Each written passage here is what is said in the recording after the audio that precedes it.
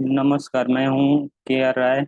और आज की वीडियो है वजीर एक्स पे जो ईडी का छापा पड़ा है उसके बाद जो भी डेवलपमेंट हुए हैं उसके बारे में। 3 अगस्त को जब ईडी ने वजीर एक्स के ऑफिस पे छापा मारा और बहुत सारी गड़बड़ियां पाई, उसके बाद उन्होंने वजीर एक्स के जो भी बैंक अकाउंट और जो भी एसेट्स थे वो फ्रीज कर दिए। अब उसके बाद क्या हुआ कि जो इनकी पेरेंट्स कंपनी है बिनांस, उन्होंने उनके सीईओ जो चोंग पेंग हैं, उन्होंने 5 अगस्त 2022 को ट्वीट करके, मतलब उसके अगले दिन 2 दिन बाद ये ट्वीट करके ये बताया कि बिनांस का वजीर एक्स से कोई लेना देना नहीं है। मतलब उनका कई सारे ट्वीट किए, उसका यही मतलब था सीधा सीधा कि उनका कोई लेना देना नहीं, बस वो वजीर एक्स को बस एक ये वॉलेट सपोर्ट और टेक्नोलॉजिकल सपोर्ट दे रहे थे। इसके उलट जो वजीर एक्स के सीईओ हैं निश्चल सेठ, वो कह रहे हैं नहीं नहीं, जो भी वजीर एक्स का यूआरएल है वो बिनांस यूज कर रही थी और उसके जो भी बेनिफिट्स हैं या जो भी उसकी जिम्मेदारी है वो पूरा बिनांस का ही है। तो ऐसा क्या क्या मतलब खेल है कि दोनों एक दूसरे को अपनी कंपनी के ओनरशिप देने पे तुले हुए हैं। आमतौर पे ऐसा केस तब होता है जब कोई कंपनी सेल कंपनी बना के और उसमें कोई मतलब जो भी पैसे इधर उधर करता है उस केस में होता है। लेकिन इसको समझने और जानने के लिए हमको थोड़ा सा पीछे जाना पड़ेगा, नवंबर 2019, जब जब बिनांस ने के सीईओ जो है मिस्टर चोंग कुंग, उन्होंने ये एक ब्लॉग लिख के बताया कि वो जैसे बजीर एक्स को बिनांस के साथ इंटीग्रेट कर ले रहे हैं और उसके थ्रू ये भारत में या जो भी लेस डेवलप कंट्रीज हैं और इंटरनेशनल मार्केट है वहाँ पे उसके थ्रू अपने जो क्रिप्टो करेंसी को पर, परचेज करने के लिए अवेलेबल कराएंगे। इसका मतलब ये हुआ कि उन्होंने कहा कि जो इंडियन निवेशक है, क्रिप्टो निवेशक है, वो इंडियन रुपीज में ही क्रिप्टो खरीद बेच सकता है, कर सकता है। उसके बाद जैसे हमने देखा कि वजीरेक्स के बिजनेस में बहुत तेजी आ गई, लेकिन जैसे ही ईडी ने वो रेड करके और उन पे जैसे प्रथम दृष्टया मतलब गड़बड़ी पाई और उनके एसेट्स फ्रीज कर दिए।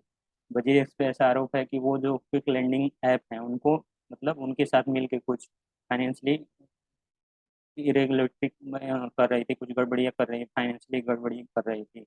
इस आरोप में उनका ऑफिस सीज हुआ। तो जैसे ही ये डेवलपमेंट हुआ उसके बाद जो बिनांस के सीईओ हैं उन्होंने साफ साफ एक ट्वीट करके बताया कि हमारा इससे कोई लेना देना नहीं है। इसके उलट जो ये है वजीर एक्स के सीईओ हैं वो कह रहे हैं कि जो भी मतलब उसकी जिम्मेदारी है या जो भी यूआरएल की ओनरशिप है वो बिनांस के पास ही है।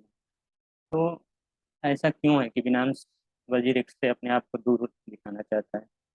उनका इसके पीछे पीछे इसको समझने के लिए ज़्यादा मतलब दिमाग लगाने की जरूरत नहीं है। सीधा सीधा है कि जो इंडिया का जो कोई भी मार्केट हो, अभी तो क्रिप्टो के बारे में बात कर रहे हैं, तो क्रिप्टो का मार्केट बहुत बड़ा है।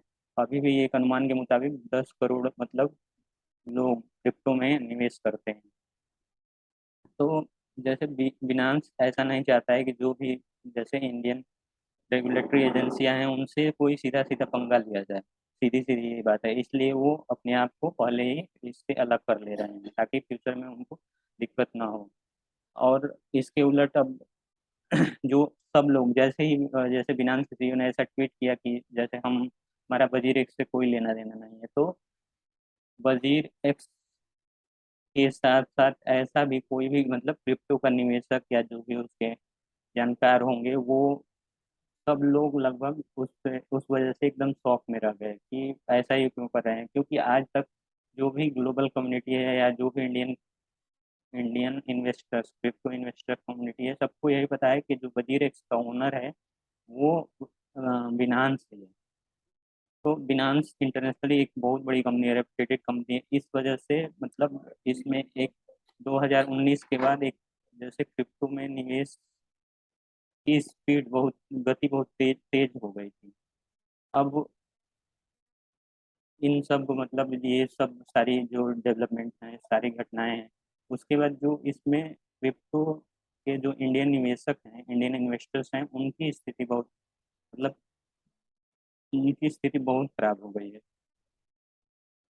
अब अभी तो फिलहाल वजीरेक्स दो स्टेटमेंट इशू किया है। वो कह रहे हैं कि जैसे वो कह रहे हैं कि जैसे जो डे बाय डे का ऑपरेशन है, मतलब विड्रॉल और डिपॉजिट है, दोनों मतलब स्मूथली चल रहे हैं। अब ये कितने दिन तक चलेंगे भगवान जाने। अगर ईडी ने इनके जो भी मतलब प्रॉपर्टीज हैं उसको अनफ्रीज कर दिए, बैंक अकाउंट को अनफ्रीज कर दिए, तो बात अलग है।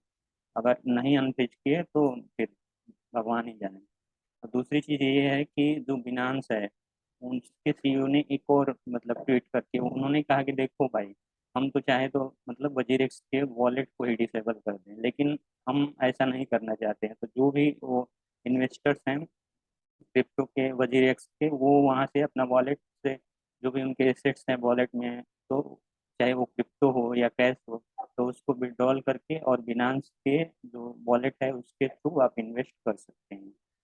अब इसमें दिक्कत ये है कि जो क्रिप्टो के जो भी ब्रोकर्स हैं उसमें एक दिक्कत ये आ रही है, जैसे कि इसमें दो तरह से दिक्कत है। एक तो पहले ब्रोकर वाइज है, एक जैसे गवर्नमेंट वाइज है। ब्रोकर वाइज ये है कि जो भी ब्रोकर हैं वो मतलब मतलब इंडियन टेरिटरी में वो रजिस्टर्ड नहीं है, या तो वो दुबई बेस्ड हैं या तो वो सिंगापुर बेस्ड हैं। तो और दूसरा ये है कि जो सरकार है, तो वो सरकार मतलब इसको क्रिप्टो को लंबे समय से एक होल्ड पे ही रख दिया, मतलब ठंडे बस्ते में डाल दिया है। वो अपना 30% उस पर टैक्स लगा के और टीडीएस लगा के वो अपना तो जो भी रेवेन्यू है उसको बढ़ा लिए, लेकिन उसकी लीगलिटी क्या है, इनलीगलिटी क्या है, उसको पे वो चुप है, खामोश है। और कितने दिनों से मतलब कमेटी बनी हुई है और पता नहीं कमेटी क्या करती है, चाय वो पीती होगी और क्या करती होगी, सिंपल सी बात है भाई। तो देखिए ऐसे मामलों में ये है कि बिटकॉइन है, इतना बड़ा मतलब जंग लगा हुआ है इंडियन इन्वेस्टर्स का, इसमें सरकार को मतलब चुप नहीं रहना चाहिए। या तो वो अपना स्टैंड क्लियर करे, या तो इसको लीगलाइज कर दे या इलीगल कर दे। अब ना उसको लीगल कर रहे हैं ना इलीगल कर रहे हैं, तो जो भी ब्रोकर हैं या जो भी इनके बेनिफिशियरी हैं, क्रॉस प्लेटफॉर्म भी है, वो लोग एक छोटा सा नीचे मतलब एकदम पतला सा लिख देते हैं कि रेगुलेटरी रिस्क इन्वॉल्व हैं, तो इन्वेस्ट करने से पहले ध्यान दें। अब दिक्कत ये है कि जो भी इन्फ्लुएंसर हैं या छोटे छोटे लोग हैं, ये इन सब कंपनियों के पास इतने पैसे हैं कि छोटे छोटे अमाउंट जैसे 1,000 रुपए रेफरल के, 500 रुपए रेफरल के, ऐसा कर करके लोगों के लाखों रुपए उसमें डुबो रहे। ऊपर से हर मिनट चलने वाले एडवर्टीजमेंट की मतलब रातों रात मैंने $10,000 कमा लिया तो रातों रात मैं अमीर हो गया, ये सब मतलब एक अलग ही परेशानी है। ऊपर से अगर जैसे इस मामले में अगर कुछ भी जैसे नेगेटिव डेवलपमेंट होता है, तो जो भी इसके इन्वेस्टर्स हैं वो तो भगवान भरोसे हैं। क्योंकि वैसे भी भारत का जो इतिहास है फाइनेंशियल मार्केट का, ये लोग इस पे तो बात करते हैं कि इतना फाइनेंशियल मार्केट मतलब में लोग या फाइनेंशियल इंस्ट्रूमेंट में लोग इन्वेस्ट क्यों नहीं करते हैं। तो जो इनका इतिहास है हमारा, उस वजह से भी जैसे मैं तो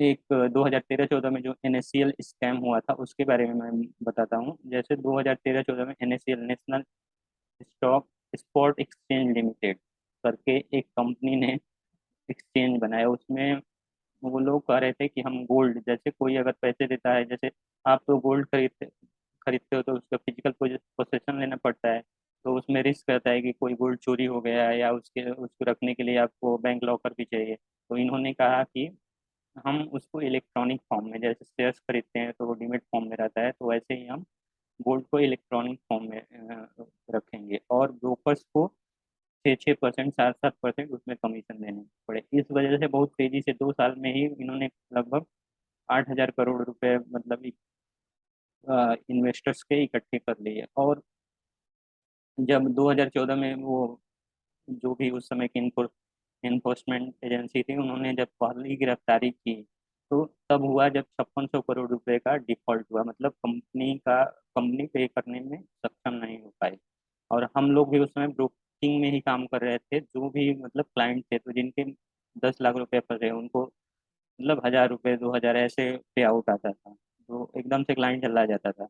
अब इसमें प्रॉब्लम ये है कि जो भी जैसे ब्रोकर हैं, ब्रोकर अभी भी आराम से ऑपरेट कर रहे हैं, बड़े बड़े ब्रोकर वेल नोन नेम हैं वो लोग। अभी आनंद राठी सिक्योरिटी जो है वो तो आनंद राठी ग्रुप ने अपना आनंद राठी वेल्थ को वो उसमें एनएससी में रजिस्टर्ड भी करा लिया, लिस्ट करा लिया, सॉरी।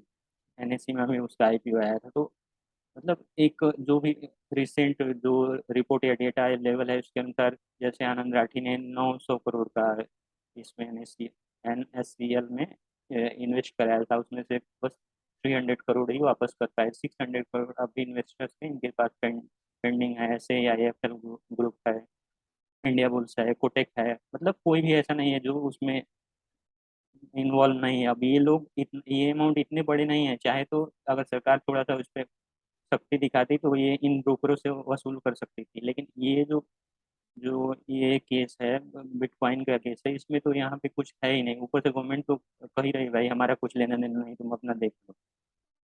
और कई सारे केस जैसे चिट फंड के केस, ये भी जैसे एक फंडी स्कीम ही है। जैसे चिट फंड के केस सहारा है, पर्ल्स है, या जो भी नारदा शारदा, बहुत लंबी लिस्ट है जो मतलब हजारों करोड़ रुपए लाखों करोड़ रुपए छोटे छोटे मतलब एकदम गरीब लोगों की मेहनत से कमाई हुई जो पूंजी थी उसको लेके और लोग मतलब कोई मंत्री बना हुआ है, कोई ये सब इतने बड़े बड़े घोटाले ऐसे थोड़े हो जाते हैं। जो भी सरकार का डायरेक्ट मतलब बड़े बड़े लोग होते हैं, सीएम है या जो बड़ा मिनिस्टर्स है, बड़े अधिकारी हैं, उनके इन्वॉल्वमेंट से ही होता है।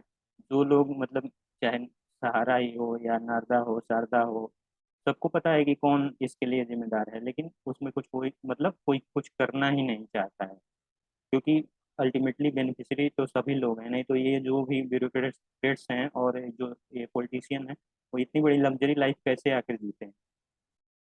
तो भाई कोई भी देखिए किसकी पैसे आपके हैं और आपको डिसाइड करना है कि आप उसका क्या करो। तो मेरा तो बस ये कहना है कि अगर कहीं भी आपको इन्वेस्ट करना है तो पहले उसकी जैसे लीगलिटी, जैसे बिटकॉइन का कोई लीगल स्टेटस कोई नहीं है यहाँ पे।